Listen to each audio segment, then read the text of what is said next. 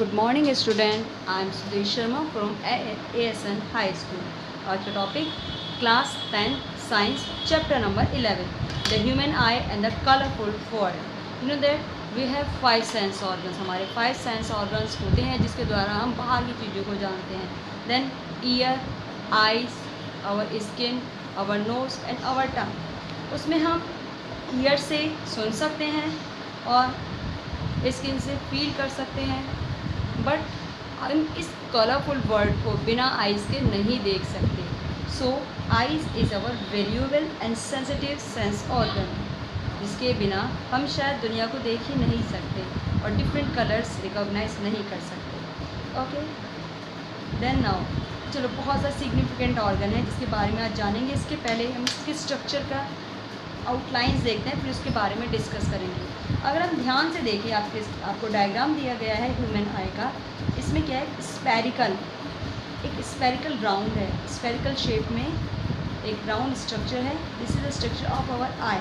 इसका बाहरी सबसे आगे का पार्ट जो हमें दिखाई देता है ना, आगे की साइड से उभरा हुआ, दिस इज कॉल्ड कॉर्निया. ये कहलाता है कॉर्निया, जिससे होकर रेज हमारी आइज़ को इफेक्ट करती हैं. यू नो, हमें कोई ऑब्जेक्ट कैसे दिखाई देता है?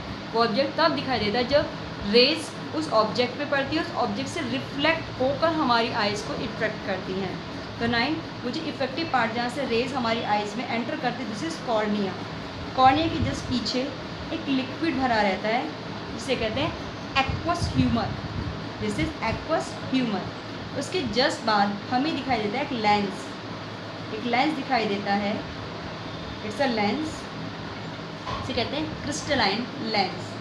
This is the convex lens. Okay, दोनों साइड से कुछ मसल्स इसे कवर किए हुए हैं, दोनों साइड से कवर किए हुए हैं. बीच में छोटा सा हॉल है. ये जो कवर किए हुए हैं मसल्स, इन्हें कहते हैं आइरिस. ये आइरिस, इसके जो बीच में लेंस के बीच का पार्ट है जहाँ से रेज आइज़ में एंटर करते हैं, जिसे कहते हैं प्यूपिल. जैसे एक लेंस है, लेंस के दोनों साइड से क्या है, दोनों साइड से आइरिस ने कवर किया हुआ है. इस पार्ट से आइज़ के अंदर रेज लेंस पे पड़ती हैं. इस पार्ट को कहते हैं प्यूपिल. It's called प्यूपिल. आइरिस इसको दोनों से कवर करके रखती हैं. आइरिस का वर्क है, बहुत ज़्यादा स्ट्रेचेबल होती हैं. ये प्यूपिल के साइज़ को ज़्यादा और कम कर सकती हैं, राइट. और इसके बाद में पढ़ेंगे, ठीक है. इसके बाद इसके चारों साइड लेंस को पकड़ बनाए हुए ताकि लेंस स्टेबल रहे. ये होती है सिलियरी मसल्स. सिलियरी मसल्स के बाद अंदर एक राउंड स्ट्रक्चर है जिसमें कि कौन सा ह्यूमर भरा होता है, विट्रस ह्यूमर भरा होता है. इसके जस्ट लास्ट में एक लाइट सेंसिटिव लेयर है जिसे हम कहते हैं रेटिना. जैसे नहीं होता कैमराज भी कि हमारे बिल्कुल कैमरा की तरह वर्क करती है. कैमरा में स्क्रीन नहीं होती जहाँ पर किसी भी ऑब्जेक्ट की इमेज बनती है, उसकी पिक्चर बनती है. This is called retina. Retina से नीचे होते हुए ऑप्टिक नर्व होती है. रेटिना से ऑप्टिक नर्व जहाँ पर मिलती हैं वहाँ पर कोई भी सेंसेशन नहीं होती. इसे हम कहते हैं ब्लाइंड स्पॉट. इसे कहते हैं blind spot. Okay, clear. It's a diagram. अब हमने ये डायग्राम की बात की, अब हम एक बार इसकी वर्किंग की बात करेंगे. जिससे बात करते हैं राउंड आगे की उभरा हुआ पार्ट कॉर्निया, जिससे रेज अंदर की ओर एंटर करती हैं. पीछे की साइड लेंस है, लेंस के आगे आइरिस ने से कवर किया हुआ है. ध्यान रखना, जब लाइट ज़्यादा होती है, जो ज़्यादा आइस पे रेज इफेक्ट करती हैं, उस टाइम पे आइरिस थोड़ा सा फैलकर प्यूपिल के साइज़ को कम कर देती है. क्यों? अगर ज़्यादा रेज आइस के लेंस पे पड़ेंगी तो लेंस को बेकार कर देती हैं, डिफ्यूज़ कर देती है. इसको रोकने के लिए आइरिस प्यूपिल के साइज़ को कम कर देती है ताकि कम से कम लाइट आइस के अंदर आए, आइस के लेंस को कोई हार्म ना हो. और जब लाइट कम होती है तो प्यूपिल ऊपर की ओर सिकुड़ कर प्यूपिल के साइज़ को बढ़ा देती है, ज़्यादा रेज आइस तक आएँ, लेंस पर पड़े और उसकी एक परफेक्टली पिक्चर रेटिना पर बन सके. ओके, लेंस से जो इमेज बनती है रेटिना पर. रेटिना क्या है? लाइट सेंसिटिव स्क्रीन है. यहाँ पर इमेज बनती है किसी भी ऑब्जेक्ट की, और इमेज कैसी बनती है? हमेशा अपोजिट बनती है, उल्टी बनती है. इसे कहते हैं रियल इमेज. और यहाँ से ये ऑप्टिक नर्व के साथ जॉइंट होती हैं. रेटिना पर इमेज बनने के बाद कुछ सेंसेशन स्टार्ट होती है, इम्पल्सिस स्टार्ट होते हैं, सिग्नल्स क्रिएट होते हैं और यहाँ से ऑप्टिक नर्व के द्वारा वो ब्रेन तक पहुँचा दिया जाता है और ब्रेन उन सिग्नल्स को रिकॉग्नाइज कर लेता है और इसकी इमेज को पहचान लेता है। That's it clear. चलिए अब ये है, अब पता है आपने ध्यान दिया है आइस ऑब्जेक्ट कितनी भी दूर हो, चाहे बहुत ज़्यादा दूर हो चाहे बहुत ज़्यादा पास हो, लेकिन आइस पे परफेक्टली इमेज बनती है। कैसे? मीन भाई अगर एक लेंस की बात करें तो इस परफेक्टली उसका एक फोकस होता है, उसे हम ज़्यादा कम नहीं कर सकते, पर आई लेंस ऐसा है जिसकी कोई भी लिमिट नहीं है, कोई भी लिमिट नहीं होती। जितने दूर से दूर की चीज़ हो या पास की चीज़ हो, दोनों का परफेक्टली जो इमेज है वो रेटिना पर बनती है, लेकिन उसकी एक छोटी सी लिमिट है जिसे हम कहते हैं, एक लिमिट है। तो जैसे कि कम से कम किस लिमिट तक इमेज क्लियर बनती है, किस इमेज तक, उसे कहते हैं near point of the eye या least distance of distinct vision. एक ऐसा डिस्टेंस जहाँ तक एकदम परफेक्टली विजन होता है, बिल्कुल साफ दिखाई देता है, वो होता है 25 सेंटीमीटर। मीन आई से 25 सेंटीमीटर दूर से अगर इससे पास ऑब्जेक्ट को लाया जाए आइस के पास तो क्लियर इमेज नहीं बनती। तो 25 सेंटीमीटर क्या है? Near point of the eye या least distance of distant vision. Then far point क्या होगा? इट्स अ इन्फिनिटी, मतलब कोई रेंज नहीं है, नॉर्मल आइज की इन्फिनिटी, कोई रेंज नहीं है, कितनी भी दूरी तक ऑब्जेक्ट क्लियर दिखाई दे सकता है। इसे हम कहते हैं infinity for normal eye is called the far point of the eye. Mean eye का least distance of distant vision है 25 सेंटीमीटर और far point of the eye है इन्फिनिटी। ओके, लेकिन कभी कभी क्या होता है, जो बूढ़े लोगों में, ओल्ड एज लोगों में देखा गया है कि क्या होता है, जो आई का लेंस है ना धीरे धीरे मिल्की वाइट कलर का होना शुरू हो जाता है, या फिर इस वजह से कहते हैं जाला सा फैल गया वाइट कलर का। ये प्रॉब्लम कंडीशन कहलाती है कैटरैक्ट। इसे कहते हैं कैटरैक्ट, जिसमें धीरे धीरे क्या है, पार्शली मतलब कुछ या कुछ परसेंटेज या कम्प्लीटली लॉस ऑफ विजन, कुछ भी दिखाई नहीं देता। इसको हम दोबारा कैटरैक्ट सर्जरी से रिमूव करा सकते हैं और आइज फिर सही हो जाती है। चलिए ये तो बात हुई कैटरैक्ट की, लेकिन आज में अब देखा छोटे बड़े लोगों में सब में कुछ ना कुछ प्रॉब्लम्स ज़रूर होती हैं। किसी के आइज में छोटे बच्चों के चश्मे चढ़ जाते हैं, कभी बड़े होने के बाद भी नहीं चढ़ते, ऐसा क्यों? एक्चुअली ये होता है डिफेक्ट ऑफ विज़न। विज़न का डिफेक्ट है जिसमें कोई एज लिमिट नहीं होती। फर्स्ट है, आज हम 3 के बारे में पढ़ेंगे। फर्स्ट मायोपिया, मायोपिया जिसे कहते हैं नियर साइडेडनेस, हाइपरमेट्रोपिया और five sightedness. Third is presbyopia. Myopia इसका दूसरा नाम है नियर साइडेडनेस।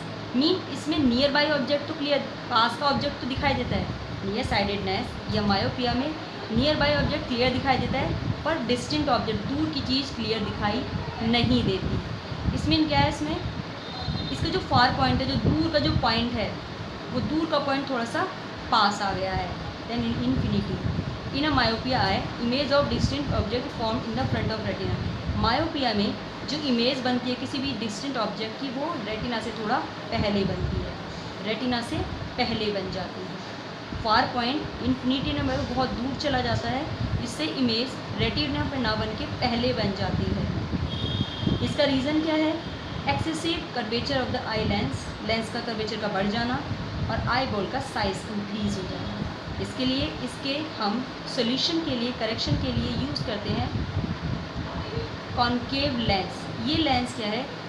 कॉन्केव लेंस क्या है? आने वाले रेस की ना स्ट्रेंथ को बढ़ा दे, बीच गैप को बढ़ा देता है, एक दूसरे से डिफ्लेक्ट कर देता है, जिससे कि आई का लेंस फिर से इन्हें करेक्ट पोजीशन पे रेटिना पर फोकस करता है। Okay, first of all myopia, another name near sidedness.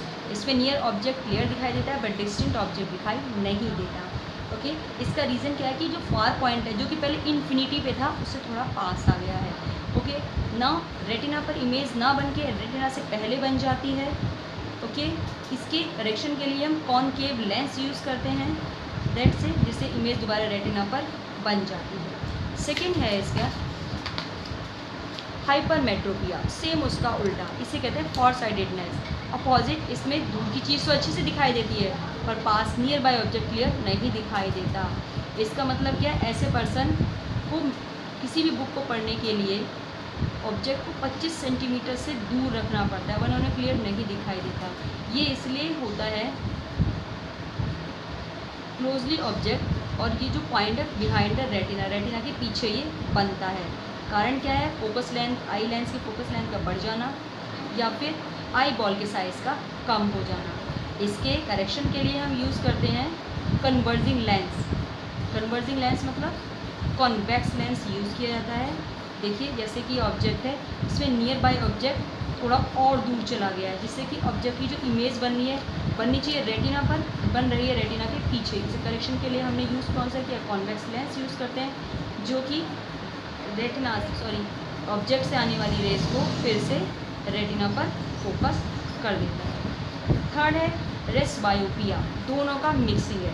The power of accommodation of the eye usually decrease with age. Ageing के साथ जो पावर है एकोमोडेशन की, जो लेंस की पावर होती है जिसे वो एडजस्ट करता है फोकल लेंथ को, वो डिक्रीज़ होनी शुरू हो जाती है। तो ना नियर पॉइंट भी रिड्यूस कम होता चला जाता है और नियर बाय ऑब्जेक्ट भी नहीं दिखाई देता, और यहाँ तक कि और फार ऑब्जेक्ट भी बिना लेंस के दिखाई नहीं देते। इस डिफेक्ट को कहते हैं रेस्ट बायोपिया। ये क्या है, वीकनिंग सिलियरी मसल्स जो होती है ना, उनकी वीकनेस के कारण होता है। आई लेंस की जो फ्लेक्सिबिलिटी धीरे धीरे कम होनी शुरू हो जाती है। इसके यूज़ के लिए हम दोनों, ये क्या है, हाइपरमेट्रोपिया मायोपिया दोनों की मिक्सिंग है, इसलिए हम इसके लिए यूज़ करते हैं बायफोकल लेंसेज, जिसमें से एक लेंस कॉन्केव होता है और दूसरा लेंस कॉन्वेक्स होता है। इसके ऊपर का पोर्शन होता है कॉन्केव लेंस और नीचे का होता है, ऊपर का होता है, अपर पोर्शन होता है कॉन्केव लेंस से और लोअर पार्ट होता है कॉन्वेक्स लेंसेज का। और ये जिससे क्या है, एक तो डिस्टिंक्ट विजन को क्लियर करता है कॉन्केव, और कॉन्वेक्स नियर विजन को फैसिलिटेट करता है, क्लियर करता है। ओके, नाउ आज के लिए सिर्फ इतना ही। Reflection of light through a prism भी हम नेक्स्ट वीडियो में करेंगे। आई थिंक आपको अच्छे से क्लियर होगा। Thank you so much, have a nice day.